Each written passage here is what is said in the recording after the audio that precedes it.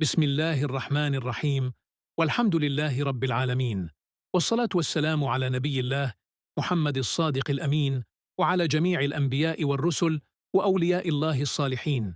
Mes frères en Allah, bienvenue dans cet épisode intitulé Le chemin que le Mahdi, paix sur lui, a cherché. Le Mahdi, paix sur lui, a longuement cherché ce chemin. Il l'a exploré avec persévérance. Lorsqu'il l'a enfin trouvé et qu'il y est parvenu, il fut surpris par une réalité étonnante. Ce chemin, mes frères, celui que le Mahdi croyait être facile, accessible sans effort ni obstacle, n'était pas ce qu'il imaginait. Il pensait pouvoir l'emprunter aisément, sans peine, sans difficulté ni barrière. Mais la vérité est tout autre. Ce chemin est celui de la perfection spirituelle. En vérité, la marche du Mahdi, paix sur lui, avant son apparition est une grande inspiration intérieure. Elle nous révèle la réalité profonde de cette vie, que beaucoup ignorent. L'accès à la perfection spirituelle est réservé à un nombre très restreint de serviteurs sincères et dévoués. Peu nombreux sont ceux qui atteignent cette voie, comparés à la multitude des hommes. Ce chemin est ardu, difficile, jonché d'épreuves. Il fait tomber les plus forts, les héros, et tout ce que l'on peut imaginer comme grande victoire. Ce n'est pas une voie facile ou légère. Voici la surprise que le Mahdi, paix sur lui, ne s'attendait pas à découvrir. La voie divine vers la perfection et l'anéantissement spirituel est différente de ce qu'il avait cru. Elle repousse tous ceux qui souhaitent la parcourir, car nul ne peut y avancer sans l'aide parfaite d'Allah, exalté soit-il. À ce sujet, l'imam Abu Yazid al-Bistami a dit « Le marcheur est repoussé et le chemin est fermé ». Pourquoi a-t-il dit cela? Parce que progresser sur ce chemin ne s'ouvre qu'avec une assistance totale d'Allah. Le marcheur est rejeté tant qu'il n'a pas raffermi sa volonté et sa détermination. Il doit comprendre que la contemplation de la vérité suprême ne s'obtient qu'en déposant ses attachements personnels et en suivant avec sincérité le chemin tracé. Cela exige de grandes épreuves intérieures. Un des sages a dit que ces épreuves sont plus grandes que toutes les grandes batailles historiques rapportées dans les livres. Ces épreuves sont incomparables, et seuls ceux qui les vivent peuvent les comprendre. Ce sont des luttes cosmiques qui agitent profondément le serviteur qui cherche Allah. Ces transformations ne concernent pas seulement une partie du monde ou un territoire, mais sont complètes et totales. La lutte commence par ce qui est apparent avant ce qui est caché. Un sage a dit « Ce n'est pas étonnant que certains périssent, mais c'est étonnant que certains soient sauvés. » Ainsi, le Mahdi, paix sur lui, est au début de son chemin, et il découvre que la voie n'est ni facile ni douce. Elle est une grande guerre cosmique. Dans cette lutte, il est confronté à toutes les difficultés, aux tentations extérieures et aux forces de l'opposition invisible.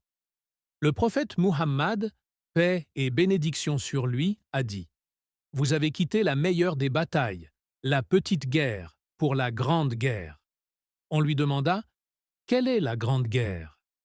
Il répondit « Le combat du serviteur contre ses propres tendances. » Ce chemin vers la perfection spirituelle enferme le serviteur qui ne trouve aucun refuge ni secours sauf auprès d'Allah, l'unique, le seul.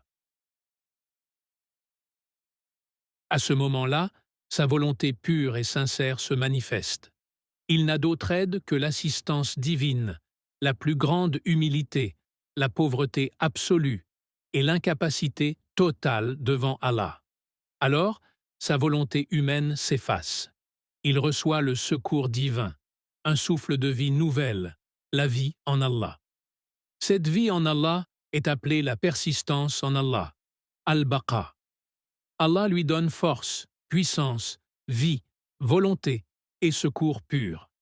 Alors, il correspond à la description dans le Hadith Qudsi, où Allah dit « Celui qui prend pour allié un proche de moi, je l'autorise à la guerre.